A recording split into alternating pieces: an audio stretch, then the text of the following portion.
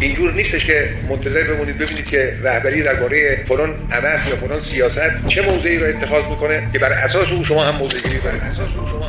نه، این کارها رو قفل خواهد کرد. شما به عنوان یک انسان صاحب فکر بدون گرایش به هوای نفس تحلیل داشته باشید، نسبت به سیاست‌ها، نسبت به دولت‌ها موضع داشته باشید. شما هم وظایفی دارید.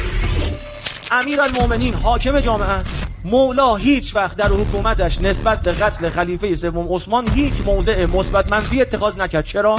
چون تو جامعه امیرالمومنین یه اصولگرا اصلاح طلبی بودن که یه عده میگفتن خوب کردیم عثمانو کشتیم، یه عده میگفتن نه نباید عثمان کشته میشد. حرف من نیست. ابن شهرآشوب مازندرانی قرن ششم کتاب مناقب آل ابی طالب. و مولا میدونست موضعی به نفع هر یک از این دو طرف اتخاذ کنه باید داول اخرى اون یکی دسته ولش میکنن. بابا او بابای جامعه است، باید شب سر سفره سر همه بچه‌ها رو جمع کنه رو سفره. خب چی دیگه؟ هم اتبع من العمل سیدها، ما هم که مثل کنیز تابع امامیم، ما هم تا 10 سال هیچ موضع اتخاذ نمی‌کنیم. مگه تو امام جامعه؟ مگه تو محدودیتی؟ تو یه راهبرد جزئی داری که متفاوت از راهبرد جزئی ولی خداست. بله، راهبردهای کلان امام تو به هم نزن. امید جامعه رو ناامید نکن. خلاف قانون حرکت نکن. امنیت ملی به مخاطره ننداز. دو قطبی کاذب ایجاد نکن. در زمین طاغوت عدالت‌خواهی نکن. تو زمین دشمن توپ نزن. اینا رو حواست باشه. حالا راهبرد جزئی.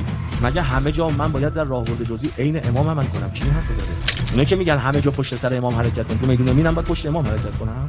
یعنی امام اول پاش بره رو مین منفجر شه، یه پاش قطع شه، بعد من مثلا مین بعدی رو اصابت کنم باهاش؟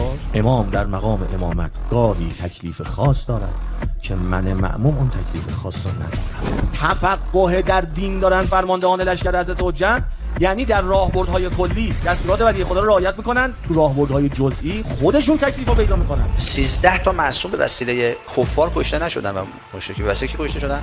منافق. چهرهای موجه هم میان، با پیغمبر بودیم، ما هم جز اصحاب بودیم، ما هم بالاخره زحمت کشیدیم، ما هم جبهه رفتیم، ما هم نمیدونم فلان اینا، ولی هرگز قلبشون با امام نیست. تزلوا بها النفاق وحده.